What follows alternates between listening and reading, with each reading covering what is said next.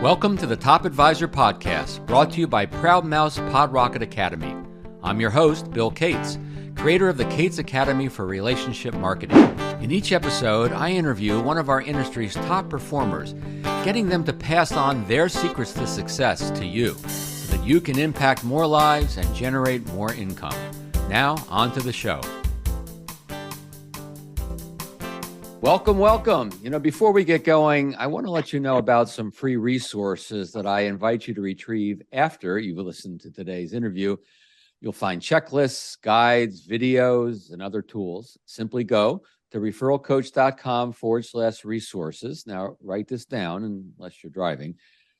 referralcoach.com/resources. While you're there, make sure you sign up for our weekly tips. We're always sharing best practices, and we'll notify you of our newest podcast interviews as they go live. And while all of these are free to you, I think you'll find them quite valuable. My special guest for today's episode of Top Advisor Podcast is Sandro Forte. Sandro is the CEO of the Forte Financial Group, a highly respected and successful financial planning firm in the United Kingdom. Sandro's in his 33rd year of this business, so he's experienced the ups, the downs, the all-arounds of the financial services industry. He's won numerous awards for his service, and his best-selling book, Dare to be Different, has been published in 8 languages. Sandro is involved in a number of philanthropic endeavors, having raised over $20 million and counting. He's hosted the Sandro Forte podcast for at least 3 years, and he's delivered presentations all over the world to other financial professionals. Sandro Forte, I was going to say all the way from London, England, but today you're in Toronto because guess what? You're presenting to other financial professionals. Welcome to Top Advisor Podcast. Thank you, Bill. And you and I go back a long way. And I've always looked up to you. And that's not a throwaway comment. It's meant sincerely. You and I go back a long way. And in all that time, you've been at the top of your game. So I salute you, and it's a great honor to be with you. Oh, well, I appreciate that. Thank you. Boy, I don't even pay him for this. This is wonderful. So, before we get into some very meaty strategies and tactics that I know our listeners are going to appreciate and find helpful, just give us an executive briefing of your practice, such as who you view as your ideal clients these days, your support team, and anything else you think will give our listeners just a bit of context about you that they can use for your remarks following that. Well, thank you. I think the first and most important thing to say, Bill, is the one I'm most proud of, which is I've been in this business for 33 years, as you kindly said, which does make me feel very old, I have to say. And in all that time, we've never had a client advice or service related complaint, which I'm very proud of, because many advisors around the world can talk of what they stand for, who they are, and what they do for their clients. But ultimately, clients vote with their feet. So that's probably the best place to start. We are a small boutique business. We have 2 partners. That's myself and my long-suffering partner, Mark, who specializes purely in mortgages. I do all the regulated advice work. We have a support team of 7, so we are by no means large, but we do look after an extremely large amount of money. Clientele-wise, that's evolved over the years, Bill, but I would say largely high net worth, ultra high net worth, sports stars, celebrities, business owners, and dare I say a royal family as well. Wow. There's a lot of royal family. I don't know how high up the hierarchy this goes. Well, yeah, pretty high. I mean, pretty high up, huh? We're talking princess level. Well, I guess I don't call you Your Majesty or Your Highness, do I? But maybe for today we should do that. Anyway, good stuff. Now, I know that you're known for helping advisors get in front of more qualified prospects in the most efficient way. That's kind of what I'm known for as well. And we both know that while that's important, that's not the ultimate goal. The ultimate goal is to win them over as a new client, assuming, to bring them across the finish line, assuming that it's a good match, that it's a win-win for everybody. And I know you have some specific thoughts and ideas as to how that's best accomplished. So assuming we have a desirable prospect in front of us, how do we get them to say, yes, let's work together? Well, I think the first thing to say, and this may sound somewhat profound, but it's a very important point to make, Bill, and that is that for centuries, for as long as financial services has been going, I think there has always been this paradigm that a yes means success and a no means failure. So, a sale, and I don't think the word sale is a swear word, by the way, but we've always focused very much on the outcome. Whereas what I've tried to develop over the last 33 years is the process, because I believe if you get the process right, and, there's no greater exponent of the process than you, Bill, in terms of all the good that you bring to advisors around the world, you understand only too well how important it is to have a skill set, to have a process. And if you get that bit right, the outcome takes care of itself. Compensation, commission, fees, whatever you want to call it, I genuinely believe that takes care of itself. On the subject of paradigms, there's a whole bunch of other things that when I started in the business in 89, at the age of 21, young, impressionable guy, though I kind of looked at various different aspects of the business. And I started to question why I was just following like another one of those financial services sheep in terms of some of the things that I was being told. And at a very basic level, I was being told that there were certain words I had to use, like the word appointment. And I did some research on this, and I realized very quickly that if you use the word meeting, you're 17% more likely to get the client to stick with the arrangement you've made rather than cancel, because that's what people do with appointments. And the word referral, which is one very close to your heart, I changed that to personal introduction, because I wanted to do what it said on the tin, which was to have a happy client personally introduce me rather than give me a name and a telephone number. And then there's a bunch of other paradigms, like the excuses we use. We call them reasons, but they're actually excuses. But, a global pandemic means we can't advise clients in the way that we used to. The economic downturn means that we can't have conversations with people about financial stuff and investments in particular. And then there's one other really important one on a more general level. And I liken that and link that to my own personal story, which I know you're familiar with. And that is, my father was a very successful restaurateur. I come from a long line of families that originated in Italy in the hospitality world. And my father back in the 70s was running a very successful business. I was the eldest of 4 children, age 7. My mum was 21 years his junior, stay-at-home mum. And we obviously relied on the income that he brought into the family, all of the trappings of a successful family life. And then my father contracted cancer and passed away 2 years later. Now, what was really significant about that is the paradigm to which I'm alluding here is that people would walk past my father Leo in the street, Bill, because metaphorically in their head, they would say, Leo Forte, successful businessman, must already be getting advice, doesn't need the services that we offer. And people have these preconceptions, and preconceptions manifest themselves all over our profession. And I prefer to call it a profession rather than an industry. And it is that which leads to apathy. It's that leads to procrastination and those excuses that I've already mentioned. So the obvious question is, how do we move away from that? And there are obviously a number of things that I'm sure we'll talk about and a lot more besides. But I suppose 2 really good examples would be one of the things that I do at the first meeting, because I am a great believer that we should all look our clients in the eye to answer your question. And the question or the statement we should be making in our mind's eye is, you need me more than I need you.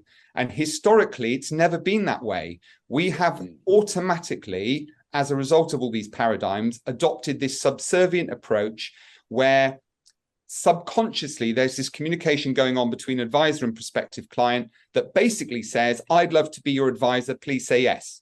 And the problem is, the moment that you adopt that positioning, and positioning and process are 2 words you hear me say all the time, the moment you adopt that position, you give control to the client. And that's why they say, I want to think about it, come back in 3 weeks, I'm too busy. But the moment you position things in such a way that you create equality in that relationship, like all good relationships should be based, you change the dynamic of that relationship. And that's a really, really key part. So to give you a specific example, in a first meeting, I start by creating the rules. And I'm not talking about the ice breaking. I'm not talking about the fact finding. I'm just talking about the bit that I need to establish before we go any further. And that quite simply is 2 rules. So if you don't mind me role playing it, I'd simply say, Bill, the reason I think we're meeting today is for 2 reasons. The first one is, we are going to decide whether we can build a relationship. Do we like each other? Do we trust each other? Is there an opportunity to work together in the future? That's number 1. The second one is, can I help you? At the moment, Bill, I don't know whether I can help you or not. What I will be doing, with your permission, is gathering confidential information and then seeing whether or not I can add value to your current situation. However, the quality of advice I'm able to give you, Bill, is based entirely on the quality of information you give to me. So I've done two things. The first one is establish a set of rules that basically says we work together. You choose whether you hire or fire me, but I also choose whether I hire or fire you. It's really important. And the second one is disclosure and accountability of the advice that I'm subsequently going to give you. So in other words, you don't say, I feel uncomfortable about giving you that information. Can you come back to me? Or I feel a bit awkward, because I'm handing accountability. And again, that's a big dynamic change to the way that most advisors, as I say, very subserviently ask for information, asks for referrals, personal introductions as well. That kind of awkward, now you've become a client, Bill, I'd like to think the service I've provided has been of value. And, you know, inevitably, when you approach it in that way with a distinct lack of confidence, inevitably the answer is, I can't think of anyone. So we could go on talking about this all day. I want to keep my answers very succinct, obviously, because I'm mindful of time. But that is a really good example of, I think, where a lot of advisors go wrong. So what you're talking about here is the framing at the very beginning, and I think that is important. It shows up in a lot of different ways. And if by setting the right frame at the very beginning, all the other things that you do and say afterward are going to work better. You reminded me, there's a concept that I learned a long time ago in psychology called transactional analysis. And really what it measures looks at is the way people communicate, the way you expressed it. So when a lot of quote unquote salespeople, or people put themselves in that role, it's like a parent to child dynamic. It's like, as the salesperson, as the advisor, hoping that they're going to say yes, we become almost like that needy child and standing in front of the critical parent.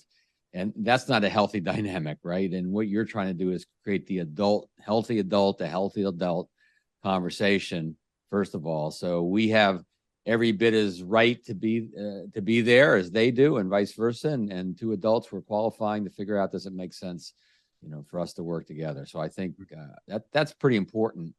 And it's a subtle thing that I think a lot of people don't even realize they're feeling, that childlike energy, if you will, when they're meeting with prospects. You also, I think, said something that, a roundabout way, that words are important. The words that we use, the actual words that we use, not just the concepts, but the words that we deliver to clients are very important. So it sounds like you're pretty careful and thoughtful about choosing the words. I noticed you put confidential in very strongly when you were talking about gathering information.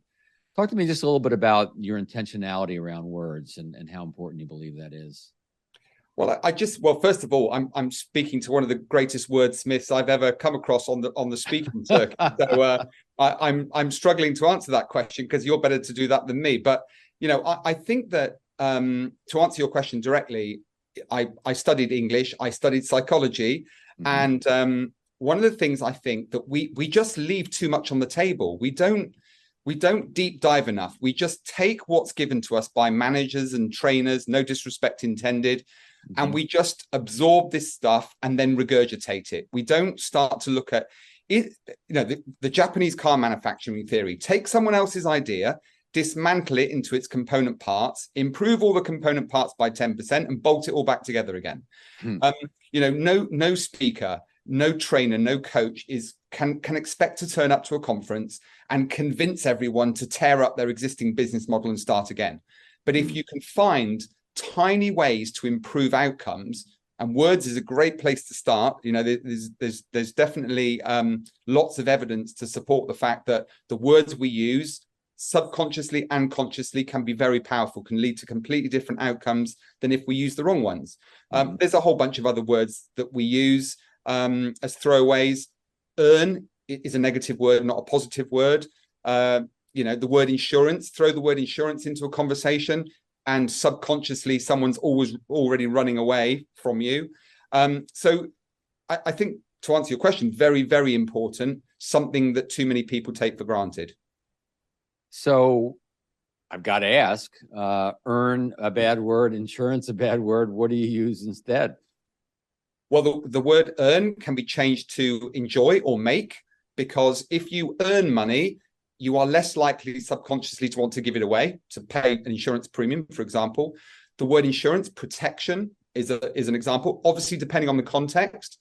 But I think what we're really saying here is it doesn't really matter. There's no right or wrong word in terms of your interpretation. Just don't use the industry words that have been, put in front of us without at least asking yourself, does this work for me? If it doesn't, what's the alternative? If it does, great. But if it doesn't, what's the alternative? Yeah, makes a lot of sense. So in this process of, as it's often said, getting to yes, assuming it's a match, assuming that you want to work with them and you believe you can bring great value to them, objections, resistance, uncertainty on the part of the prospective client comes. So how do you deal with that? I know we're getting very tactical here, and I know that our listeners love the tactical stuff, because sometimes they say to me, Bill, just tell me what to say and I'll say it, So give us a little info around the objections, if you don't mind. Well, there's two things here, Bill. The first one is, what can we do to prevent objections happening in the first place? I've for 33 years, I've heard people say, oh, here's how you close a sale. I don't believe in closing at all. If you do the first bit right, if you get the process right, the outcome, as I said earlier, should take care of itself. But on the subject of objections, to my earlier point about the two rules at that first meeting, I also get the opportunity, because the client, I have a captive audience at this point. I'm saying, here are my rules, Bill. This is how we can hopefully work together, but it's your decision as well as mine. But then I also get the opportunity to throw on the table, deal with the elephant in the room. And that might be my age, my lack of experience. It might be a previous bad experience that the client's had with an advisor. It might be a stated objection of the profession. It might be some bad news in the newspaper. It might be the economy, COVID. It could be 100 things. But that's my opportunity to say, Bill, let's deal with these. And two things happened. One, I dramatically reduce the chances of an objection later in the process, which obviously speeds things up, improves commercial value for both client and advisor. But also what it does is it generates subconscious trust, because it shows me to be authentic and transparent. If you wait for the objection, then of course you're always on the back foot, and now the client's in control of the process again. Right. However, I'm not suggesting that methodology is going to work 100% of the time. Inevitably, during the process, something crops up. They've read a newspaper article between meeting 1 and meeting 2, and they raise an objection. On that basis, if you get an objection, there is to my mind, and I've studied this and I've shared it with 500,000 advisors around the world in 85 countries, and it works in every single case. And to position the objection handling technique, it's a 3-step process. I just want to very briefly mention the difference between left brain and right brain. Right brain, as we know, is the emotional attachment to something. It's the way people think about things, process information, very much driven by emotion. And on the left side of our brain, we focus very much on logic. And just as a little caveat, as a by the by, one thing that advisors fail to realize, Bill, is that in order to make a decision, clients have to be both emotionally and logically attached to something. You can't simply sell the emotion any more than you can just sell the logic. The important thing is to get the balance right between the two. Am I attached to it? Does it make sense? And if the answer to those questions is yes, you have a relationship. The 3-part process is very simple. Well, the first 2 are simple. The third one takes a bit of practice.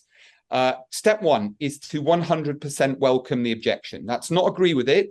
It's to welcome the objection. And too many advisors over the years I've heard say, when a client, for example, says, oh, I haven't really got any money, they say, well, I've just completed a fact finder and you've got $400 a month of net disposable income. Now, that's challenging the client, but it's also creating conflict. So the one thing to do is to welcome the objection with words like, Bill, I'm so glad you mentioned that, or thank you for being so honest, if it's of a more personal nature. And by welcoming the objection, we disarm the negative thoughts in the mind of the client. And again, as a little aside, I do laugh when I hear people say objections are a buying signal. Not necessarily sure that's true. No, it's definitely not necessarily true. No. Yeah. And then the second part is empathy. the building block of all human interaction and relationships. And you can create empathy by simply saying, if I were you, Bill, I would be thinking the same way. That's empathy right there in a single sentence. The bit that takes some practice is what comes next, because if one asks a logical question, a left brain question, the answer will always be yes, 100% of the time. So words like, is that okay? Three words to use regularly during the fact-finding process, because it affirms a statement that is obvious, that's factual. So when we come to the objection handling technique, we welcome the objection, we create some empathy, and then we follow with a logical question. So to the example I've just given you, I've got no money. What I would then say, and if I were you, Bill, if I could show you how I work with my other clients, so I'm not confronting you and making it personal. It's called the principle of consensus. If it's good enough for others, it's good enough for you. If I can show you how I work with my other clients to create money they didn't have before they met me, would that be of value? And the words of value must always end the sentence, not to you, because then it becomes emotional. So would that be of value? Now, it is impossible to say no to that question. Now, that doesn't mean to say that my technique is going to lead to a client relationship, because there may not be an opportunity to do that for whatever reason. But I am at least getting the client to engage with me to better understand what the problem ultimately is. So a couple things here. First of all, I think you made a very important point, and that is, the first part is, if there's an objection, I'll call it a recurring objection, an objection you seem to get a lot, whether it's the money thing, or I'll think about it, or whatever seems to happen quite often in your process, or to speak proper English, process, then you want to bring it up, right? You want to bring it up on your terms. You don't want to wait to have to be reactive. If you get, I think about it a lot, you probably want to say, now, if I were in your shoes right now, I'd probably be thinking, maybe I need to mull this over a little bit, right? Or whatever words you use. And now you've brought it to the table. You can deal with it on your terms, honoring them, and then not have to react to it, right? So that's the first point. And then the second is the formula. Not unlike the formula I teach, in my formula, it's like acknowledge and explore, and that is to like you said, to honor the objection. It's okay, right? It makes sense. Someone says, I don't like to give referrals. Yeah, I get it. I know some people don't. Then I often say, can you tell me more? That's a phrase that I've found works very well, also with objections. And I'm curious your reaction to that, because if someone says money, think about it, whatever, makes sense. If I were in your shoes, I'd probably be thinking the same thing. Tell me more. Well, what are they going to do? They're going to tell you more, aren't they? And now you're learning a little more about the objection. So if you could react to that a little bit, I'm curious how that fits in your philosophy and things you teach. Yeah, I think just taking one step back to the point you made prior to the second point you made very, very articulately. When I was 21 years of age when I started the business, Bill, and I'll be honest, I look 14. I've always been lucky enough to look a little younger than I actually am. I'm 54 now. But I was 21. I looked 14. Honestly, it was embarrassing. And I knew it was a problem. And I knew that if I didn't deal with it, it was going to be a problem for my prospective client as well. So I dealt with that right from the beginning and said, right, Bill, before we go any further, I know exactly what you're thinking. And you can see, husband and wife look nervously at each other as to what they're thinking. And I say, I know you're thinking, what is this young lad going to tell us we don't already know? Well, the fact of the matter is, I have all the requisite qualifications. And I can offer you, Bill, one thing that very few other financial advisors in the UK can offer you. And I would pause and they'd look nervously at each other. And I would then say, and that's long-term service, Bill. And they would laugh, because I'd say it tongue in cheek. But actually, there was quite a serious undertone, because all good clients who are committed to the financial planning process want longevity. They want to have a 20, 30-year relationship. They don't want their advisor to die before they do. And so that became my USP. I mean, I was going around heralding the fact that I was a young advisor. So what I'm saying here is that sometimes what we see on the outside as being a potential problem, on the reverse side of every challenge, there is a solution. You've just got to look for it. Instead of trying to tiptoe your way around the problem, flip it upside down and turn it into your advantage. A bit like the current situation we find ourselves in. We are living in a world where, despite the horrors of a pandemic, and so many of us have lost loved ones or known somebody that has, that's created the greatest opportunity of a lifetime. Why? Because people are more aware of their mortality now than they've ever been before. So the tell me more bit that I've heard you say many times, my biggest challenge as a bit of a chatterbox is silence, is inviting someone to give you more information. Very, very powerful tool to use in any form of communication. Asking open-endedly, without any filter, just give me some more information. Tell me where that information comes from, where that brief conception comes from. Let's deal with it. But the more open and transparent and authentic you are, the better the relationship will subsequently be built. You reminded me of the youthfulness of your appearance, and you're right. You do look young for your age. I know I don't look a day over 95. And there was an advisor I used to work with a long time ago. His name was Bruce, out in San Francisco, and he was one of those types of folks that looked young. Always looked young for his age.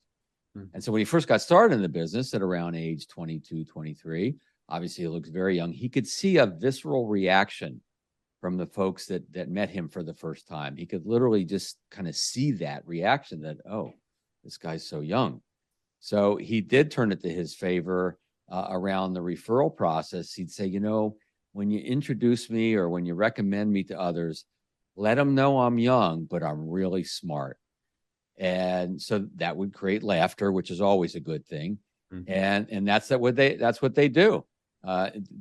People didn't care if he was young, if he was really smart and really knew, could bring some great value to the conversation. So good stuff. I have two more topics, strategies I'd like to discuss with you. I want to hear your ideas about how you can sustain a successful business over time, which you've done. And related to that, how financial professionals can become more productive and more profitable over that period of time as well.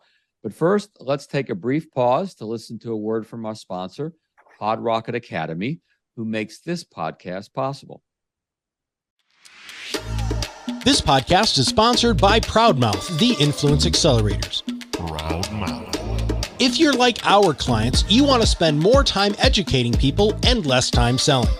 That's why we turn Main Street experts like you into trusted mainstream authorities. We help you amplify your influence over a growing audience of magnetically attracted fans who will chase you down instead.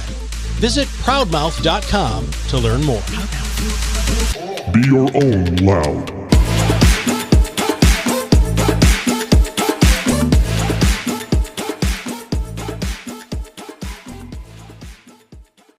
As we get back to our interview, I want our listeners to know about our on-demand video-based program that will allow you to learn almost everything I teach related to client acquisition, particularly referrals, introductions, communicating your value, creating productive relationships with centers of influence. We offer listeners of Top Advisor Podcast a $200 membership fee reduction to our academy, the Cates Academy.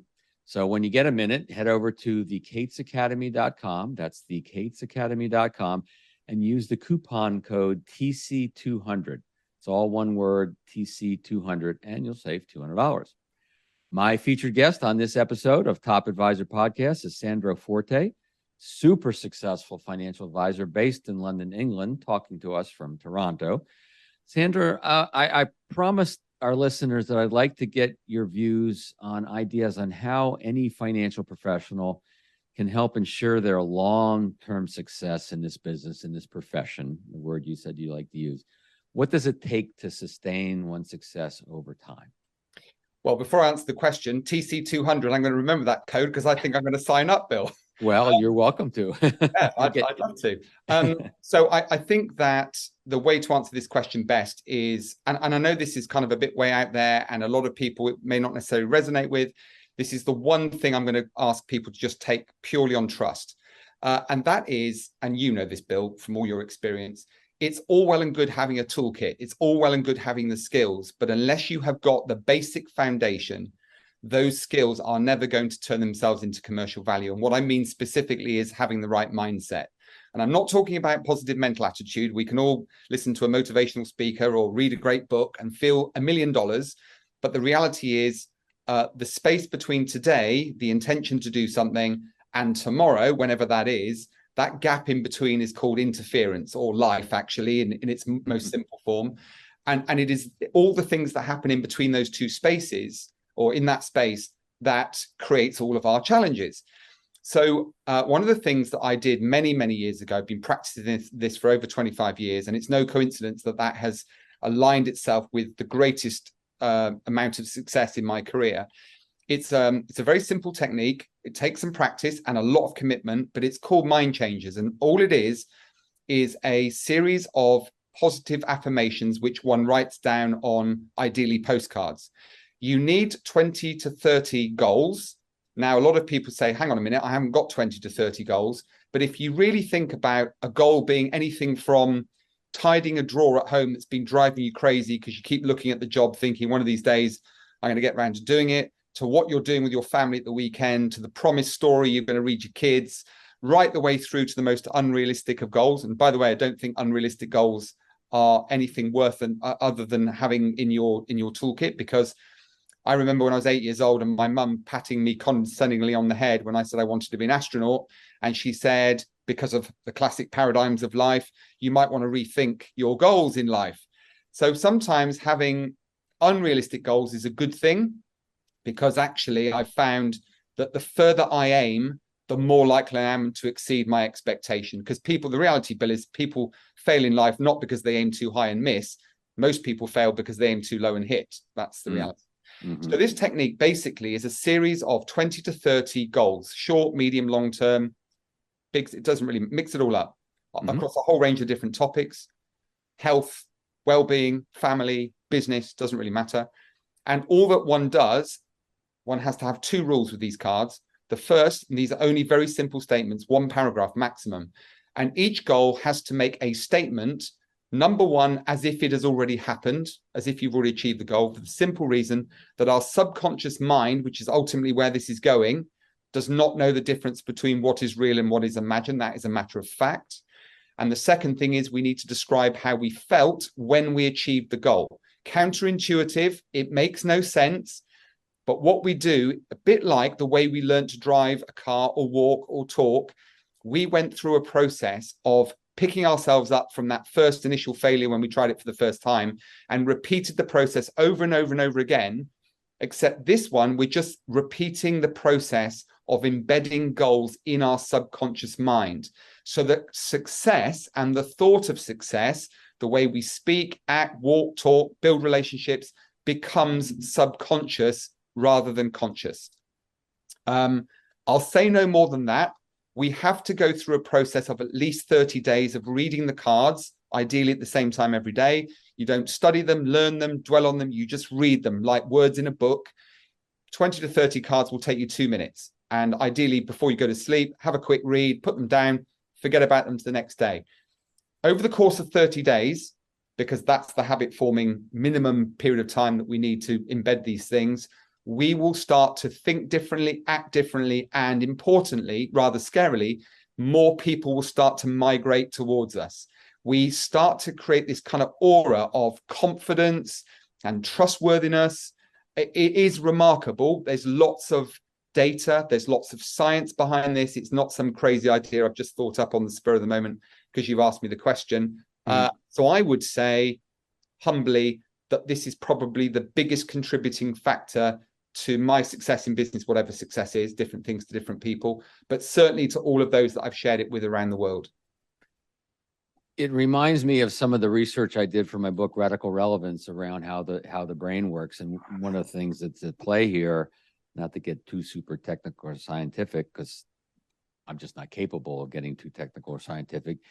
And I do know that this is what starts to create the new wiring in the brain, the overwiring. We can't erase wiring. What's in our brain is there, but we can overwrite it. and we overwrite it with habit of speak, habit of action, habit of emotion, like you talk about around this, how we feel about, or how we will feel when we reach that goal. So I do know that what you're talking about is based in science, and it's been a long time since I've done something like that. So you've inspired me to grab my 3x5 cards and do some of that. So thank you. Now, no point in sustaining a business if it's not profitable. Hopefully the goals will be around profitability as well. But I know you have a few ideas in this area of productivity and just in running a successful practice, if you will, not just the longevity of it. If you wouldn't mind sharing a few of those, that'd be great. Sure. Well, I think the first thing, Bill, is that there's only two ways to be more successful. Again, success is different things to different people, because sometimes if you don't grow financially, but you grow as a person, that's success, right? So I will leave each person listening to decide what success means to them.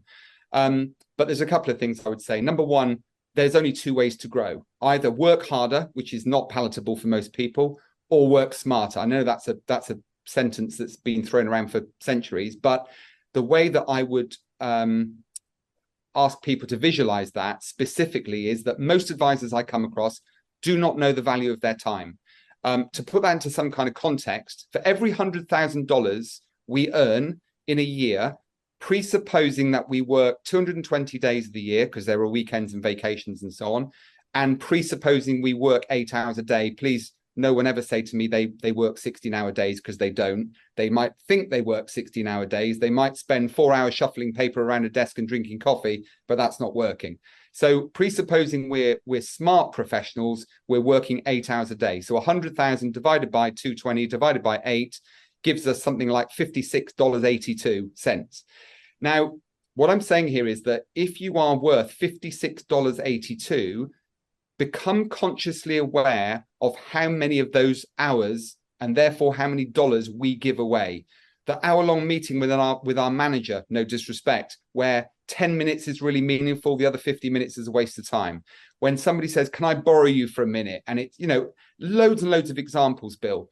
Mm-hmm. If we can focus on increasing the 5682, becoming more mindful about how we use that time, number one, we end up with a business that we run instead of a business that runs us. And secondly, once, going back to what I said earlier, once you then multiply the $56, if it becomes $586, multiply it by 8, multiply it by 220, you end up with a very big number. So being consciously aware of time and the value of it is really important. And what I then did is I created a color-coded diary system where I enabled myself to see at a glance exactly where I was spending my time. So number one, I would decide when I see my clients. I do not let my clients say, oh, next Friday at 8 p.m., because that's the one time I've got booked with dinner, for example, with my significant other. But we are all guilty of then, putting our personal arrangements to one side to pursue the one great prospect that we've uncovered this year. That is not a great way to run a business. And actually, when we negotiate, because I've decided when I'm seeing my clients, if they want to see me at a time that doesn't fit my schedule, all I'm going to try and do is negotiate to get them as close to one of my meeting scheduled times as possible. I'm then also putting in strategic time, which is color-coded blue, and then the red time, which is me time. So on time, which is strategic, in time, which is working in the business, seeing clients, and then me time. Importantly, me time goes in first, on time goes second, and in time surprisingly goes last. Because if you get the first two bits right, the yellow boxes, the in time takes care of itself. So they would be a couple of really obvious ways, because there are lots of very skilled advisors out there, very successful, been in the business for a long time, still getting that fundamental principle wrong and not understanding that actually, if you reverse engineer the process, you can become more financially successful without working harder. You're talking about profitability in terms of time. And I think it's a great way to think of it. And think about why a lot of people get in this business. Yeah, people want to make good money. Okay, nothing wrong with that. And they want to have flexibility over their schedule. What does money buy?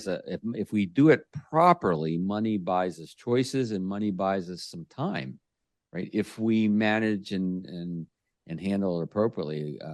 I'm on the, I joked that my empire building days are over, and I'm actually trying to work fewer hours. I love doing the podcast. I love writing. I love some coaching. There's some things I love to do. I actually have a clock right now. I'm holding it up to the camera if you're listening to this, that's counting my hours up, just like an accountant or an attorney might use a clock to count how much time he or she's spending with a client. I'm counting the hours that I'm actually spending working every week, and my goal is 30 hours a week. And I just started 6 weeks ago, and I'm at about 36 hours a week. So it's pretty good, but golf season is ending. And now I'm going to have to find some big chunk of time activity, because that's the way I do it. I got to make a commitment, with some other guys to go out and do something, and that pulls me away. If it's projects around the house, I may end up going to my office a little bit too much, right? I forgive me for going on, but it's that. I mean, I just interviewed Annette Yoder. Her episode may very well be the one right before yours, depending on how the schedule works out. And I encourage people to listen to that, because she's talking about a $1 million more business working, 30 hours a week, and having a lot of time off. So it's kind of a profitability of time, which means a profitability of relationships, which means a profitability of enjoying life, right? It's not just the dollars.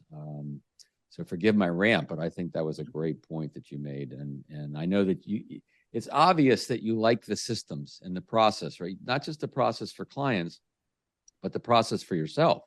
And you've put in place these processes. Talk about that. I know it's not a question we are prepared for, but you are process oriented. It's like if there's something you're trying to accomplish or a problem you're trying to solve, you think in terms of a process. True? Yeah, absolutely. I'll give you a really good example of that. Walt Disney, and the way they operate. Every single day they have a meeting and ask themselves the question, what could we have done better today? Starbucks. People don't go to Starbucks for a great cup of coffee necessarily. I know people like Starbucks, but it's not the world's best coffee any more than McDonald's is the world's best food. But they are process driven. Everyone knows from the moment they walk in the metaphorical door to the moment they walk out exactly what they're going to get. And we know that consistency is another one of those success principles in life. Consistency leads to trust. It's as simple as that. And there's a lovely little equation I'm going to share with you and the listeners, Bill. And it's one that literally dictates everything I do in business. And it is this: your reputation as a business, put simply, so reputation equals expectation minus experience. And what we mean by that is your reputation as a business person is the person's expectation when they walk in through the door minus the experience you give them. Now, I'll give you another, just to expand on that very quickly. I deal with a lot of vulnerable clients. So, for example, divorcees, people recently bereaved, people who are feeling a bit uncertain financially, who need a lot more hand-holding than, let's say, a city trader who's got years of experience in the financial markets. So if I simply adopt what many advisors do, which is this kind of one-size-fits-all service approach, and they herald and celebrate the fact that they offer this amazing service because they come and see Bill Cates every year, and they sit down and they have this face-to-face review meeting, and Bill Cates is delighted if Bill Cates's perception of great service is one meeting a year. The trouble is, if you want some handholding for the first, say, 3-6 months, I'm significantly undershooting your expectation, and therefore my reputation diminishes. And I have this question, it's called the killer question. It's really simple, but when I onboard a new client, I simply say, Bill, before we start this relationship, and really looking forward to working with you, let me ask you, Bill, what does great service look like to you exactly? And the word exactly is really important, by the way.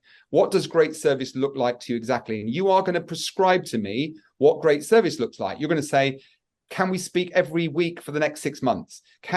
Don't call me, I'll call you. And then as long as I build my service proposition around your expectation, I've got a growing reputation as a business. And going back to what I said right at the beginning, that's the reason why we've done, so well in terms of service standards and recognition from our clients, and of course, no client complaints, which means greater persistency and therefore greater commercial benefit. Yeah, expectations, very, very important. Make sure they're expressed and then don't promise to meet an expectation that you're not able to meet. Right. So it's sometimes expectations becomes a bit of a negotiation, especially if someone wants to talk every day or every week. Yeah. Our featured guest today has been Sandro Forte. His firm is Forte Financial, based in London, England. Sandro, thank you so much for being a guest on Top Advisor Podcast. And also thank you so much for what you're doing for our change the word industry to our profession, and how I know that you speak to a lot of folks. They value your message. And so between the work you do for your clients and the work you're doing for other financial advisors, you're doing some pretty important work in the world. So thank you for being with us today. Thank you. And keep doing what you're doing as well, Bill. Thank you. I will. To you, our listener, may I ask you a small favor? If you like this episode or like the podcast in general, please leave a 5-star review on the platform you're listening to the show. Not all platforms have a place for reviews, but if yours does, I'd be grateful. Thank you. If you haven't already, head over to referralcoach.com/resources and sign up for our weekly tips and access a ton of free guides, scripts, etc. This is Bill Cates reminding you that ideas do not make you more successful. Only acting on those ideas will bring you the success you desire. Thanks for stopping by Top Advisor Podcast. Thank you for listening to the Top Advisor Podcast, brought to you by Proud Mouse Pod Rocket Academy. I encourage you to visit my website, referralcoach.com, for links to my books, online courses, and to register for the Cates Academy.